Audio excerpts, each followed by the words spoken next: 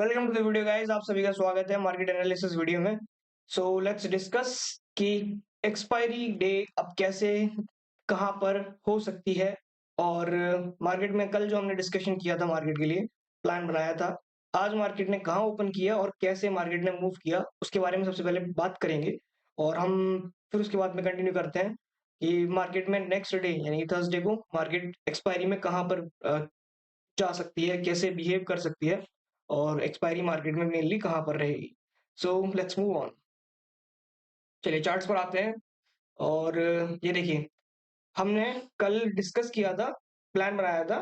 तो उसमें निफ्टी में हमने बात की थी कि अगर मार्केट ये डैश्ड ब्लैक लाइन है और यहाँ पर है, इन दोनों के मिडिल में ओपन होती है, तब ब्रेकआउट के लिए प्लान करेंगे। और ये हमारे पहले बार टारगेट्स होंगे एंड डाउन साइड में हमारे पास में 840 एंड देन 800 जो है वो सेकंड टारगेट रह सकती है।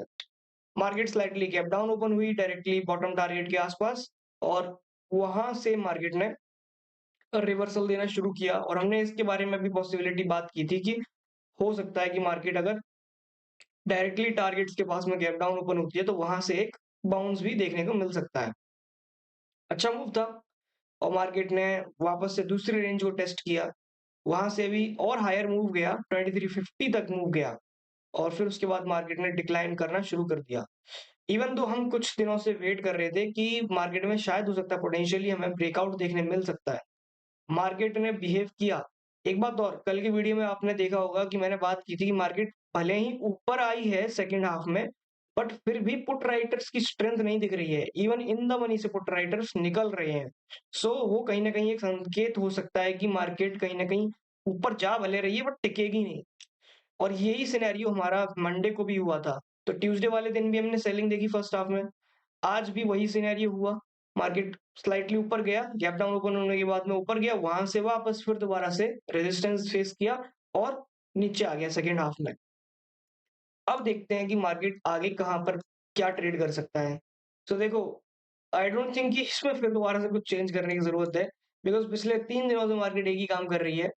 जहां कहीं भी ट्रेड करती है लेकिन वापस आकर के रेंज के अंदर ही क्लोज कर देती है, जो हम end of the day mark कर रहे हैं। ओके, अब यहाँ पर इंपॉर्टेंट लेवल क्या होने वाले हैं, तो यही है। एक बार एनएससी का ऑप्शन चेन देखते हैं। 930 के आसपास ही क्लोज किया है, और कल भी कहीं ना कहीं यहीं पर था, 929 के आसपास था शायद। और आज 930 के अराउंड क्लोज किया है, तो सेम लेवल पर क्लोज किया है। देखो 12 पॉइंट के कहाँ हुआ है, यस, ओनली 12 पॉइंट नेगेटिव है कल से। तो 940 के अराउंड रहा होगा क्लोजिंग, और आज यहाँ पर 930 के अराउंड क्लोजिंग है। चेंज कुछ भी नहीं है खास रेंज के अंदर में। 970 आप पकड़ के चलिए, यहाँ पर अपर लेवल है, जो कि ब्रेकआउट होने के बाद ही कुछ अच्छा मूव दे सकता है। और इस रेंज का डाउन साइड में 880 के आसपास का सेकंड मार्क है। अगर वो ब्रेकडाउन होता है तभी कुछ अच्छा डिसेंट मूव डाउन साइड में देखने मिलेगा, फ्लैट ओपनिंग के बाद प्रोवाइडेड। ओके, अगर मार्केट डायरेक्टली ओपन होता है, थोड़ा सा गैप डाउन इस रेंज के बाहर ओपन होता है, तो फिर वापस से एक रिवर्सल जैसा ही ट्रेड रहेगा, यहाँ पर रिवर्सल जैसा ही ट्रेड रहेगा। ऐसा ही अगर अपर साइड में होता है तो वहां से भी कुछ रिवर्सल का फर्स्ट हाफ में आपको ट्रेड देखने को मिल सकता है। दूसरा कि इसके बाद में मार्केट ओपन होने के बाद में कुछ आधा 1 मिनट के बाद में आपको देखना पड़ेगा ऑप्शन चेन में डाटा कैसा बन रहा है। तो फ्री टूल आप यूज कर सकते हो, जैसे कि सेंसिबल हो गया फॉर रेफरेंस। तो उससे क्या है कि आपको समझ में आएगा, और ऑप्शन चेन आप रीड किया करो जिससे कि आपको और बेटर अंडरस्टैंडिंग हो कि मार्केट कहाँ चल रहा है, कैसे हम उसको रीड करते हैं। राइट। तो उसको ना आप जितना ऑब्जर्व करोगे उतना धीमे धीमे करके आप सीखने लगोगे। ठीक है, कोई डाउट हुआ करे तो आप चैट में पूछ लिया करो। अब देखिए यहाँ पर जैसे कि मार्केट ने क्या एक्शन दिखाया है, फर्स्ट हाफ में मार्केट ऊपर गया और फिर वहां से वापस लोअर साइड में आता है, स्लोली स्लोली लोअर आता गया। इसके बारे में हमने बात नहीं की थी क्या, हमने बात किया था कि मार्केट अगर ऊपर आती है तो टिकेगी नहीं, और वहां से मार्केट धीमे धीमे करके सेकेंड हाफ में आया नीचे। और यहाँ पर आप देखते हैं फ्रेश डाटा क्या क्रिएट हुआ है। So look at this, 22,700, 23,000 contract यहाँ से निकले। बिल्कुल, वो तो ओटीएम में तब जाकर के निकल गए, यहाँ पर भी नहीं टिक रहा है। ठीक है, और 23,000 में आप देखोगे तो 43,000 है। इधर साइड में 1 लाख है, कहीं ना कहीं यहाँ पर कुछ ज्यादा कॉन्ट्रैक्ट्स थे शायद। और अभी यहाँ पर कितना रह गया, 5,000 रह गया। इन द मनी से अगेन निकल रहा है, अनवाइंडिंग हो रही है इन द मनी से। ठीक है, अब यहाँ पर 22,800 पे थोड़ा सा नंबर आता हुआ नजर आया है और बेस कहीं ना कहीं 1 लाख के आसपास इसमें है। तो 22,800 लोअर रेंज में बन रहा है और अपर रेंज में कहीं ना कहीं 23,000 है। ठीक है, अब मार्केट अगर 22,800 के आसपास आएगी तो थोड़ा अंदाजा लगाओ आप कि जिस तरह का प्रीमियम है 22,800 पे, ओके, अराउंड 23 तक प्रीमियम, तो ये डाउन आज गया है और 37 के आसपास रह गया है प्रीमियम। तो 22,800 कहाँ पर है? वो इस लेवल पर है, 22,800 को मार्क कर लो सिंपल। और उसके बाद में 780 के आसपास का मार्क यहाँ पर आप एक और रख सकते हो, जस्ट फॉर एन इंस्टेंस कि वो एक्सटेंड करता है अगर, तो 20 पॉइंट का वहां पर आप बफर रख सकते हो। तो ये जोन को आप कंसीडर कर सकते हो कि एक काइंड ऑफ सपोर्ट जोन रहेगा। किसके लिए, किसकी वजह से रहेगा? 22,800 के पुट राइटर्स की वजह से रहेगा। ओके, उसके बाद में 700 पर भी देखो 57,000 के आसपास कॉन्ट्रैक्ट्स हैं और मार्केट में 900 पर 65,000 के आसपास कॉन्ट्रैक्ट्स हैं।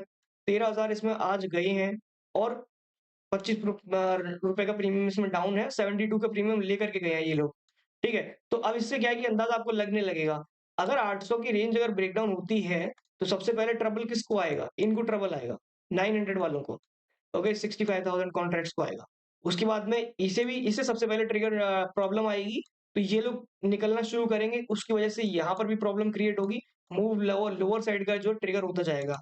एंड ऐसे ही अगेन अपसाइड के लिए भी ऐसा सिनेरियो बन सकता है, लेकिन अपसाइड के लिए कब बनेगा? अपसाइड के लिए आप देखो यहाँ पर, तो 23,000 पे ओपन इंटरेस्ट बहुत अच्छा है, 29,000 गया है। उसके बाद में 950 पे 14,000 गया है। यहाँ पर 10,000 है, ओवर पोजिशनल 22,900 पे 54,000 के आसपास कॉन्ट्रैक्ट्स हैं। तो जब तक मार्केट 23,050 जो आज रेजिस्टेंस लिया था ना, इसके ऊपर जाकर के टिकता नहीं है ना, तब तक कोई प्रॉब्लम नहीं है 23,000 वाले राइडर्स को, और ना ही 23,100 वाले राइडर्स को प्रॉब्लम क्रिएट होगा। बिकॉज़ कल तो ओपन ही मार्केट में ये प्रीमियम थोड़ा-सा और डाउन ओपन होंगे, तो इनको और ज़्यादा कुशन मिल जाएगा, राइट? और सामने से इन्होंने ऐसा भी होगा कि बहुत सारी क्वांटिटी इसमें ऐसे रहेगी, स्ट्रैडल में गई होगी, मीनिंग कि इधर भी सेल किया होगा, इधर भी सेल किया होगा। तो जब तक कि मार्केट में एक एक्सटेंडेड मूव 23,025 के आसपास नहीं मिलता है ना, उसके बियॉन्ड तक और मार्केट में टिकेगा नहीं। उसके बियॉन्ड अगर टिकता है, 23,030 भी मान सकते हो आप, जैसे कि ये वाला प्राइस लेवल है ना, ये वाला प्राइस लेवल। तो अगर मार्केट इस प्राइस के ऊपर टिकना शुरू करेगा, तब जाकर के कहीं न कहीं एक अच्छा मूव अपसाइड के लिए हम एंटीसिपेट कर सकते हैं, बिकॉज़ इन लोगों को तभी प्रॉब्लम होगी, मिनिमम इतने के ऊपर तो प्रॉब्लम होना शुरू होगा, राइट? बट स्टिल देखो यहाँ पर एक ये जो है ना 970 मार्क, ये भी एक डिसेंट मार्क है। तो इस मार्क के ऊपर भी थोड़ा बहुत ट्रबल आएगा, बट ज़्यादा नहीं। बड़ा मूव आपको मिलेगा वो 23,030 से लेकर के 50 के बफर को जब ब्रेक करेगा ना, तब मिलेगा अच्छा मूव। सो बैंक इसमें तो अपना ज़्यादा कुछ चेंज है नहीं। सेम रेंज ही कल के लिए भी काम करने वाली है, ज़्यादा कुछ चेंज नहीं है इसमें। और देखो बैंक निफ्टी में आते हैं अब, तो बैंक निफ्टी में मार्केट ने यस हमारी रेंज के बियॉन्ड आ गया है, इसमें रेंज नहीं निकालनी पड़ेगी।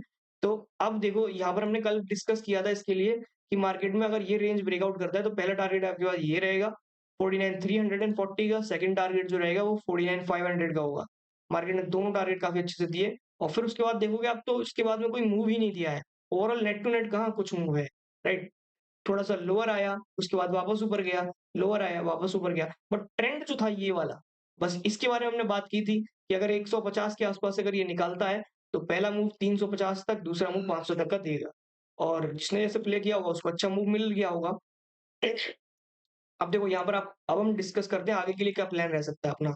तो इसमें आगे वाली रेंज रहने वाली जो है, वो आप यहाँ पर मान के चलिए ये 630 के अराउंड।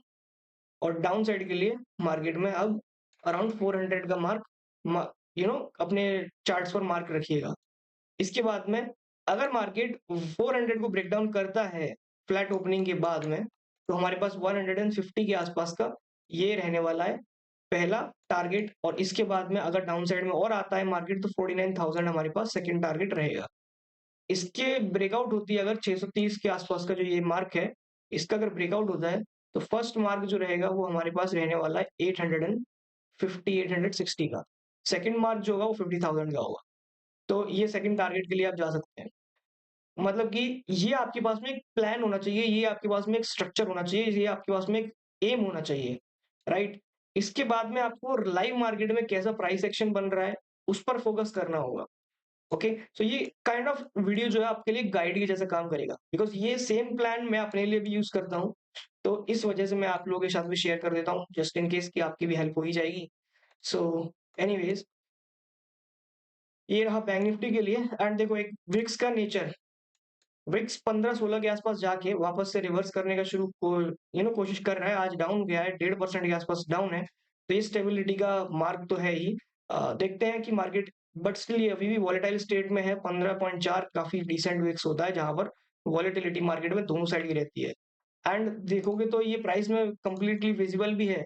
यहाँ से पर तक कितना हो गया, 200 पॉइंट का मूव। फिर वो 200 पॉइंट के बाद वापस मार्केट 120 पॉइंट का मूव देता है। फिर वहां से वापस एक बार 100 पॉइंट का मूव, फिर अगेन 100 पॉइंट का मूव, फिर 50 पॉइंट के आसपास, और फिर वहां से शार्पली 100 पॉइंट का मूव, और फिर अगेन यहाँ से 100 पॉइंट्स का मूव।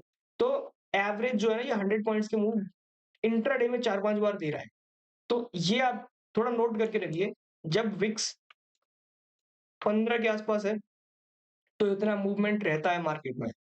ठीक है, सो या that's all for this video. And इसके बाद में आप अगली वीडियो के लिए मिलते हैं, वहां पर अपना नेक्स्ट डे के लिए देखेंगे क्या रहेगा। तब तक के लिए thank you for joining in, I appreciate a participation.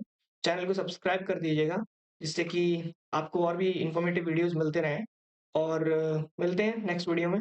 दूसरों के साथ शेयर भी कीजिएगा दोस्तों, वीडियो को लाइक कर देना, that will help me, YouTube को पुश करता है वीडियोस को। तो मिलते हैं नेक्स्ट वीडियो में, तब तक के लिए thank you, bye bye, have fun.